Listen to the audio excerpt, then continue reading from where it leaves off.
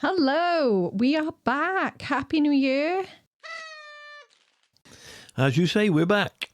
Or more to the point, I'm back. You are. Are you feeling better? I'm feeling very much better. I've not had a very good throat. I've not been able to talk, which is upset some people, but made some people very, very happy as well. I thought I was going to have to do this on my own at one point. Oh, no, it's all sorted. Roll on 2025. Yay! So what did you think that 2025 was going to look like when you were younger? Well, when I was younger, Fred Flintstone was going for Prime Minister. And Wilma was First Lady. And Dino? Yeah, I like Dino.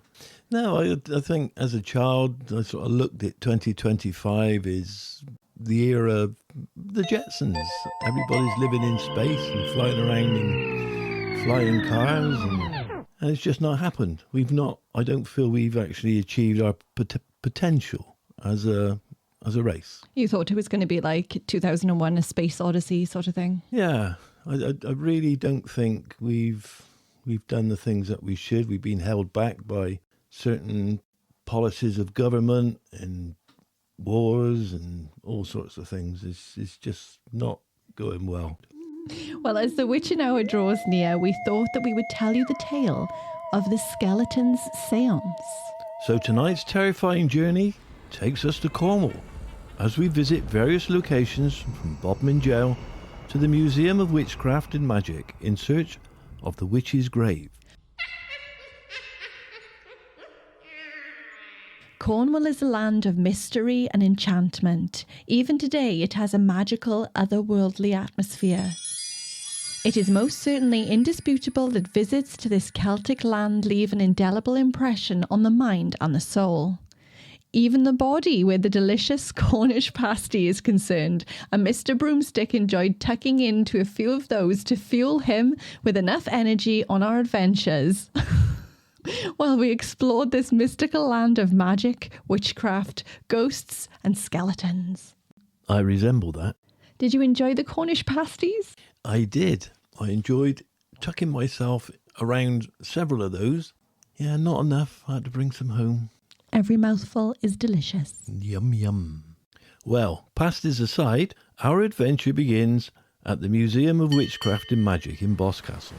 The museum was the creation of Cecil Williamson, whose interest in witchcraft and magic began in his early childhood.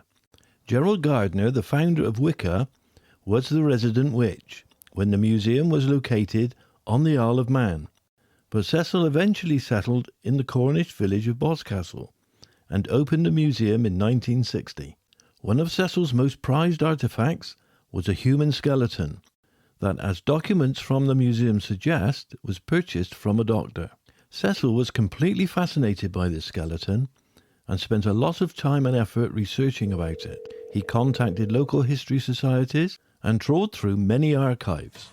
The skeleton even had a medical examination, which was to find out as much information as possible. The skeleton was that of Joan White, also known as the Fighting Fairy Woman of Bodmin. And for many years, Joan's skeleton was on display in the Museum of Witchcraft and Magic. It was held together with wires and was on a display hanging inside a coffin, with a text panel that explained what Cecil had learned about her. Joan was born in Bodmin in 1775, and town records list her as a weaver and yarn twister. But in 1780, weaving and yarn spinning had gone into decline, and she then became a torner that makes white leather. This was a trade which Bodmin had become rather famous for. It was said that Joan was a highly spirited woman. She could be very bad-tempered. She was a short woman with long arms, a slim figure, with slender hands with bird-like fingers. A local legend tells of a small woman, a fairy woman, a woman who had strange powers to foretell the future. And what she predicted was sure to come to pass. Whoa, whoa, and thrice whoa. I think we dropped into the prologue. Wrong program. Carry on regardless. Being known to the local population as a witch, it is said that this fairy woman was aggressive and when in one of her rages, she showed extraordinary physical strength. She would fight, lifting and beating people that were 3 or 4 times her size. This show of phenomenal strength by someone so small could only be explained as being the work of the devil, and it is said that the local population went in fear of this fighting fairy woman. Joan was most certainly a woman who could stand up for herself, and it was this fighting spirit that probably landed her in Bodmin jail. Joan White spent the remainder of her days locked up in Bodmin jail. She died in her jail cell of bronchial pneumonia in 1813. She was just 38 years old. Joan's body was taken to the Bodmin jail's mortuary. John Hamley was the surgeon in charge at Bodmin jail at the time, and he met a gentleman named William Clift. William was a talented artist who was employed to sketch detailed drawings of medical specimens for the Royal College of Surgeons of England at the Hunterian Museum. These two men had a lot in common, and John showed William the strange collection of death masks, the life-size plaster casts of heads taken from the inmates of the jail. William was truly fascinated by the collection that presented to the viewer every sort of deformity and distortion that can disfigure the face and features of men and women. John then brought to the attention of William the fighting fairy woman, the woman who possessed amazing physical and spiritual powers. William Clift was undoubtedly interested in the body of Joan, and agreed that her corpse should be fleshed and prepared for anatomical display. John Hamley assured William that this could be done by his team at the jail, and that he would obtain all the necessary authorizations, and then once the articulated skeleton was ready, he would have it delivered to the Hunterian Museum of the Royal College of Surgeons in London. But Joan's bones never made the journey to London, as the good intentions of the jail surgeon John Hamley did not match the skill of those entrusted with the job of preparing Joan's skeleton for anatomical display. The low standard was not of the quality to be found in the Hunterian Museum in London, so the skeleton was put into the prison's storage room and was forgotten. That is, until Bodmin Jail had a new governor, who had a reputation of being a great practical joker. So when William Hicks learned about the skeleton in the storeroom and of her past reputation as a witch, making her psychic predictions of the future, he was delighted. William Hicks decided to throw a dinner party, an evening of entertainment, and invited all of the prominent citizens of Bodmin to attend. On that evening, after dinner had been served, the guests were ushered into a room that had been prepared for a séance. Serpents and spiders, tail of a rat, call in the spirits wherever they're at. Joan's skeleton would play the part of the medium. The skeleton would answer yes or no questions by knocking. William Hicks explained to everybody that Joan was once a powerful psychic witch, and asked someone to ask a question. Then he asked Joan to make 3 taps for yes and 1 for no. Unbeknown to the guests, William Hicks had hidden help to make the knocks for the answers for the questions. But on this fateful night, William was in for a scary surprise. The séance commenced, and all was proceeding as planned, when suddenly a poltergeist-like attack ensued. Joan's bones rattled furiously. The bones that had been used by the hidden men to deceive the guests wrenched themselves from the hands of those holding them and struck the heads and shoulders of those guests present. Pandemonium broke out, with people running scared, men screaming in total terror, and as suddenly as the attack started, it ceased entirely. Joan's bones were hastily returned to the medical storeroom at Bodmin Jail, and there she remained, with tales reported by jail staff concerning strange and unusual incidents related to the scary skeleton. The naval portion of the prison was closed between 1922 and 1927, when the bones of Joan were passed to a medical practitioner. It was some years later that Cecil Williamson, owner of the Museum of Witchcraft and Magic, acquired them, and Joan began to haunt the museum. After more than 15 years of Joan's corpse for company, Cecil Williamson reported that at times she would become very unsettled.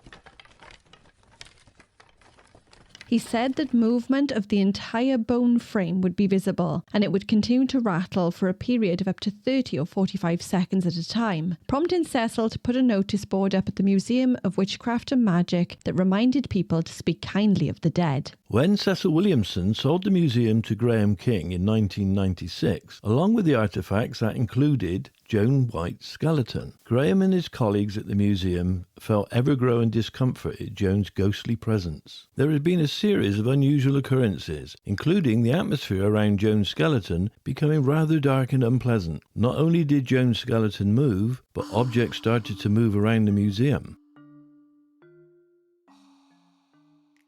The lid on Joan's coffin would be found to be shut in the morning, when it was always left open to be on display. Some of the museum staff members even said that they would have reoccurring dreams about Joan, begging them to be laid to rest, asking them for their help. Perturbed by this, and the tragic story of Joan's life, death and afterlife, they called in the witch of St. Buryan, Cassandra Latham Jones. It became very clear that the spirit of Joan would not rest until she was given a proper burial. Joan's skeleton was removed from display and was kept by Graham at his home while the appropriate burial site and burial permissions were arranged. On a dark and stormy October night around All Hallows Eve in 1998, Joan was laid to rest in a secret burial ceremony. A ritual was performed by the present-day witches of Boscastle to honour her remains after being on display in the museum for almost 40 years. In an interview for a local newspaper, Graham King said that Joan was persecuted during her life